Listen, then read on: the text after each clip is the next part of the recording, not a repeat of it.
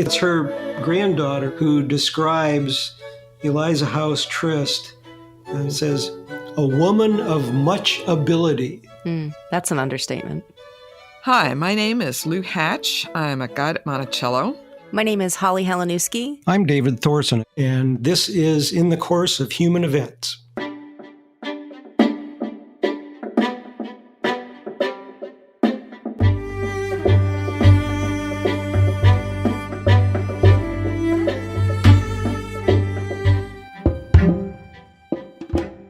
Over the years, I've always wondered about who was living in the house with Thomas Jefferson during his retirement. We know that up to 24 people were there. Who the heck were they all? Well, one long-term guest was Elizabeth House Trist, known as Eliza to her friends. So how did she come to live here off and on for nearly 2 decades? This is the story of a plucky, determined, white, middle-class woman who found herself widowed with a child to raise, like many women of her day. She carved out a place for herself in Thomas Jefferson's home through entrepreneurship, perseverance, and most definitely, her bold use of connections. Thomas Jefferson first met Eliza Trist in 1782 while he was staying at her mother's boarding house in Philadelphia. Eliza had a young son about 3 years younger than Thomas Jefferson's daughter, Martha. Eliza had not seen her husband, Nicholas Trist, since their son was born 7 years before. He was in Mississippi, trying to establish a property he'd purchased on the Mississippi River near Natchez. That essentially made Eliza a single parent, while Thomas Jefferson had just become one himself. And Thomas sought child-rearing advice from her during their budding friendship. Hey, Holly, I find it interesting, those challenges of being a single parent, I guess they're an awful lot like they are today. Absolutely. And it's interesting to consider Thomas Jefferson as a single parent, particularly with all the types of associations made with single parenthood, right? All of the financial responsibility, emotional responsibility, and the literal day-to-day care and feeding of a child. But most of those types of responsibilities didn't actually apply to him. Enslaved people provided for all the needs of Jefferson's family, and after he was widowed, his own family members, they became caretakers of his children in his absences. Jefferson's daughters, they were left for years in the care of their aunt and uncle Epps when Jefferson went to Paris as the American ambassador. The contrast between Eliza House Trist's situation and Jefferson's situation is what really strikes me because, she's genuinely on her own. She doesn't have an entire enslaved community to see to her every need. Eliza finally gave up on waiting for her husband to return to Philadelphia and decided to go to him. He asked her to bring several items for himself and, quote, a looking glass to dress your hair, as I have but a pail of water to shave by. She left just days before Christmas on December 21st, 1783, commencing a sometimes harrowing 6-month journey. She was traveling with her niece Polly, and for the first part of her journey, her husband's good friend Alexander Fowler. She left her son with her mother. Of course, Nicholas Trist is down there in Natchez, and he's been trying to carve out his stake, his claim to the lands down there. So, you wonder, why doesn't he go up to Philadelphia? And it's really because he doesn't want to lose his land or have the possibility that he could come back and find that somebody else had jumped his claim. When Eliza writes Thomas Jefferson in December of 1783 that she's going to make this journey, Jefferson immediately writes her back and says, don't do anything in the wintertime, you got to wait till spring. But she doesn't get the letter from Jefferson until long after she's started her journey in the depths of winter. And I think she found out that Thomas Jefferson was right, but she found out the hard way, particularly on her journey to Pittsburgh. It took 17 days to get to Pittsburgh, through snow up to the horses' bellies. The footing was so treacherous her horse fell at least twice, though she managed to stay on. She believed that she would have perished if she had had to get off and walked on the narrow path in the deep snow. She recalled, quote, "On one side of me was a thicket, and on the other, a precipice." Along much of the journey, they spent the night in shared single-room spaces, some taverns, some simply homes. In one instance, she shared a room with 10 other people, including 7 male travelers. She did write about a very pleasant stay at a log hut with no floor or windows, yet there was a partition along the bed for privacy. Quote, "The neatness of the place and the attention of the man made us happy as if we had been in a palace." Her worst stay was actually a 2-room house owned by a magistrate. The family occupied one room while the other, which also served as hall, kitchen, and cellar, had 2 dirty beds. Quote, "The one occupied by Polly and myself was up in a dark corner surrounded by pickling tubs, which did not yield the most agreeable smell in the world. 2 male travelers slept in the other bed, and on the floor was a hog driver, his son and daughter, an enslaved woman, and 2 to 3 children. The bedding was so dirty, Eliza kept her clothes on during the night." She wrote, quote, "Neither could I sleep for the crying of the children and the novelty of the situation."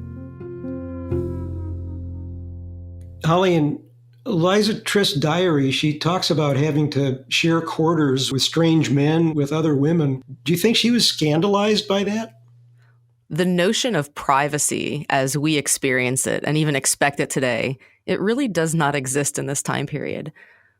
When we read Elizabeth's diary, she says, "It is so customary for men and women to sleep in the same room that some of the women look upon a woman as affected that makes any objection to it," meaning that if a woman kicks up a fuss that she has to share a space with a lot of strangers, even men, she's the one that has the problem. One woman said to Eliza, "A woman who is afraid to sleep in a room with a strange man must be very insecure in herself."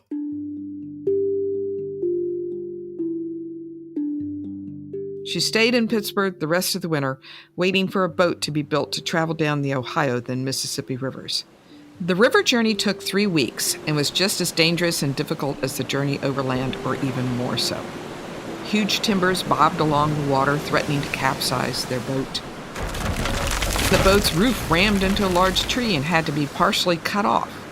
Eliza lost her dog, Faunus, whom she believed was devoured by an alligator. A giant whirlpool threatened to sink them. It sounds absurd, but the whirlpool had sucked in 600 barrels of flour just the year before. Then there were swarms of mosquitos. She wrote that she was, quote, "so stung, I looked like I was in the height of smallpox." You know, Holly, everything we take for granted about traveling today, it's not there when she's making her journey. And she's really on the edge of Western European settlement and exploration of America. It's really a risky adventure, and there's no guarantee of success. Yeah, it's a wonder that people were able to get anywhere at all when you think about the lack of information about what they were getting into. It was apparently due to a request of her ever-inquisitive friend Thomas Jefferson that she kept a journal of her travels, filled with references to the landscape, including soil, climate, waterways, natural resources, as well as the trials of traveling through Pennsylvania in winter and the mosquito-infested areas of the Mississippi South. This is the earliest known record by a woman traveling down the Mississippi River, and it was years before the Lewis and Clark expedition. It was really common for men and for women to keep a diary in Eliza Trist's time, but her writings go far beyond just a recounting of the day's events. I think she's capturing every aspect of her journey for one single audience, and that's Thomas Jefferson. You can see, if you actually read the original, she circles back on entries and then makes changes to her observations. So it's not just a stream of consciousness. She's really writing very carefully and correcting her observations. And when you look at Jefferson's directions to Lewis and Clark to document their journey 20 years later, it's almost as though he's telling them to follow Eliza Trist's example. David, I agree. And I would say Probably 90% of this diary is focused in that direction. But every now and again, you see Eliza's words talking about what she's thinking and feeling. I think one of the sentences that jumped out to me the most was when she talks about how this difficult travel has broadened her perspective. Elizabeth writes, "Everyone thinks their trouble's the greatest, but I've seen so many poor creatures since I've left home, whose situation has been so wretched that I shall begin to consider myself as a favored child of fortune." And I think that's fascinating that her own worldview, her perspective is altered forever by this type of travel. And what I'm struck by is she's traveling down the Ohio and Mississippi River. The tone of the diary entries changes a little bit. And by the last stretch of the journey, I think she's actually transformed. She is now fearless. She'll do anything. She'll travel anywhere to go see a sight. She's really become self-confident and totally independent as a person. As Eliza's traveling down the Mississippi River, she's been warned by everybody she encounters to be fearful of Native American quote-unquote savages, and yet she has a face-to-face encounter with a chief of the Delaware Nation and his family. Well, at first, when the boats of Native people approached, they weren't sure what the intentions would be. Would they be hostile or would they be friendly? But it was decided that intentions were friendly, and Chief Dickinson and his family were invited to come on board. Prior to this encounter, everything that Eliza Trist knows about Native American people has been told to her. They're not her personal experiences. So it's fascinating to see how when she has the opportunity to meet Native American people face to face, she writes that my curiosity led me to visit them, as they had all the appearance of friendship.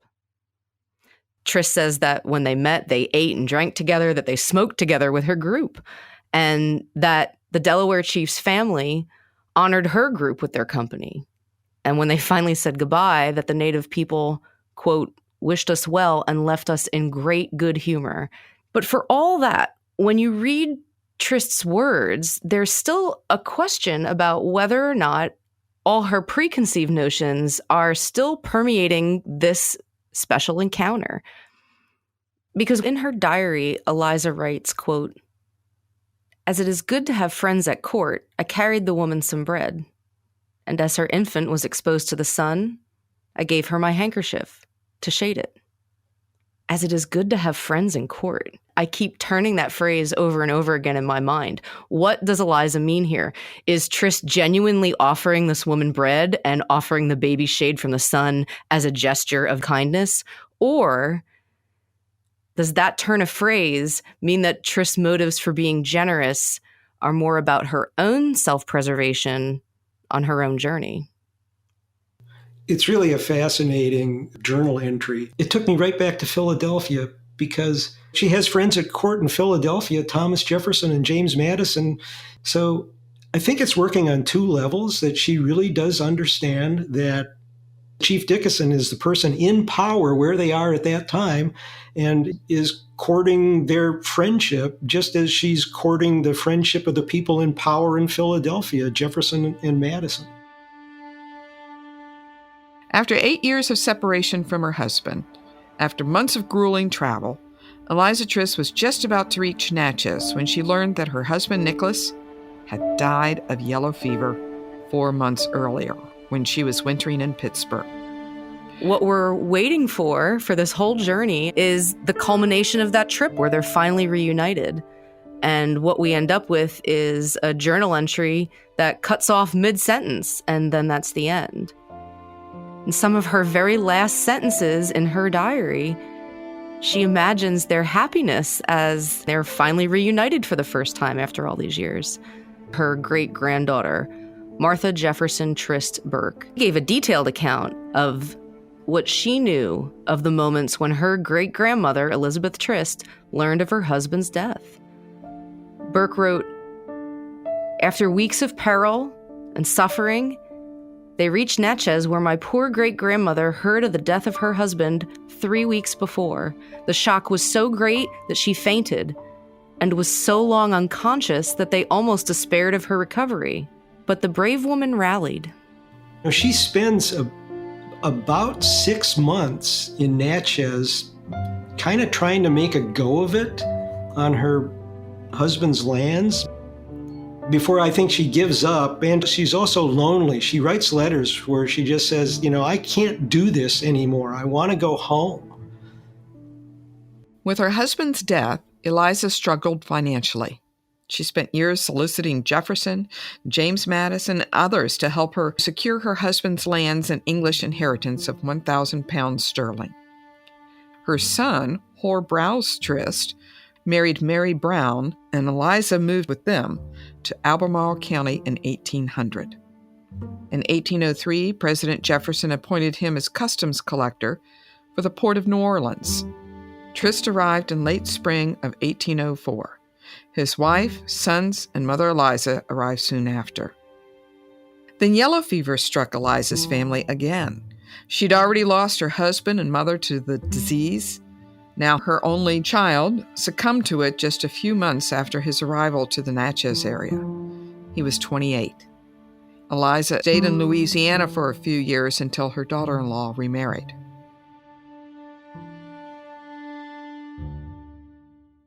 I'm struck by just the sheer number of people that Eliza Trist loses from her circle. And then I have to remind myself, life expectancy back during her lifetime is about 40 years in the United States. And you've got infectious diseases that are accounting for a lot of deaths. Her family has, I guess I'd say, the misfortune of living in Philadelphia and living in the New Orleans area, which are really hot zones for the yellow fever epidemics that repeatedly broke out in the 18th and 19th century. So, she loses her husband, she loses her mom, she loses her son, all to the yellow fever. From 1808 until her death 20 years later, Eliza bounced around from one friend's home to another. Her niece, Mary, had married into the Gilmer family of Virginia. Eliza would sometimes live with them. She began to stay at several other homes in Albemarle County, including Monticello, usually weeks or even months at a time. James Monroe called her one of my best friends. Thomas Jefferson considered her among my best friends. Her other dear companions included James and Dolly Madison, and her own grandson, Nicholas Trist, married Thomas Jefferson's granddaughter, Virginia Randolph. Money became scarce. In 1819, while staying in Albemarle, she wrote that she didn't know how she was going to hire a carriage to get to her niece's estate 90 miles away in Bedford County. On several occasions, she complained about having to tip the enslaved servants.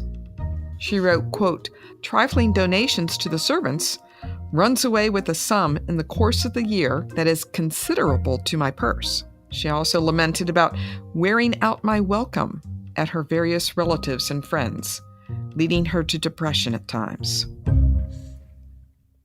David, it's interesting to think of a vibrant woman such as Elizabeth to end up having been, bounced from relative to relative so that she could survive.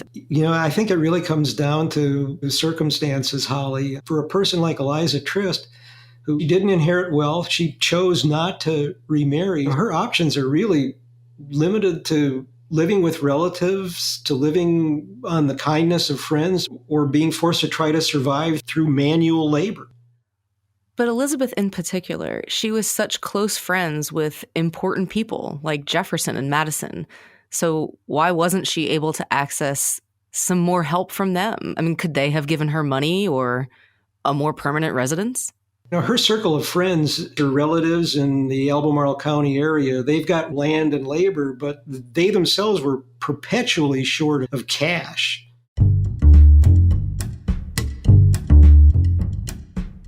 We're fortunate she was a guest at Monticello, as she left us quite a detailed version of the nearly deadly fight between Thomas Jefferson's grandson-in-law, Charles Bankhead, and grandson, Thomas Jefferson Randolph. She also recorded the attempted murder of a poplar forest overseer by some of the enslaved workers there.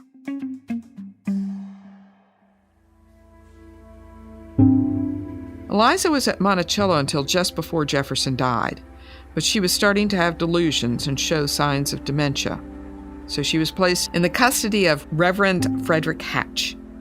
Soon after Jefferson's death, Hatch wrote to Eliza's grandson, Nicholas, that he and his wife could not continue to care for her. So she returned to Monticello and died December 10, 1828. Nicholas wrote that he had to bury her, quote, without the outward symbols of mourning, because he believed it would be unjustifiable in me, circumstanced as I am, to run $50 or $60 more in debt. So where is Eliza Trist buried? David, Eliza House Trist is buried in the Jefferson family cemetery. But there's no headstone to mark her grave, so we actually do not know what part of the graveyard she was laid to rest. Visiting Monticello today, there are reminders of Eliza Trist. One of the things I'm thinking of is the dresser that got the nickname the Grandma Trist that's in Martha Jefferson Randolph's room. So, for those of you who are listening today, do any of you have a desire to return to the good old days? Through Eliza's journal and the scant collections of correspondence which remains, we can get intriguing insight into the trials of 19th century widowhood and the threat of property loss. Not shy to ask for help, she managed to improve not only her life, but the lives of family and friends through her dogged determination and her rich relationships. Perhaps her most enduring legacy is her observations of her life's journey, noted through her diary and letters. Today, they show us that though certain daily activities were quite different 200 years ago, people had very similar worries and desires as many of us do today. Hey, I want to thank Lou Hatch for sharing this story. And Holly, it was a great pleasure to talk about the life of Eliza House Trist with you. And I really want to thank our listeners for tuning in.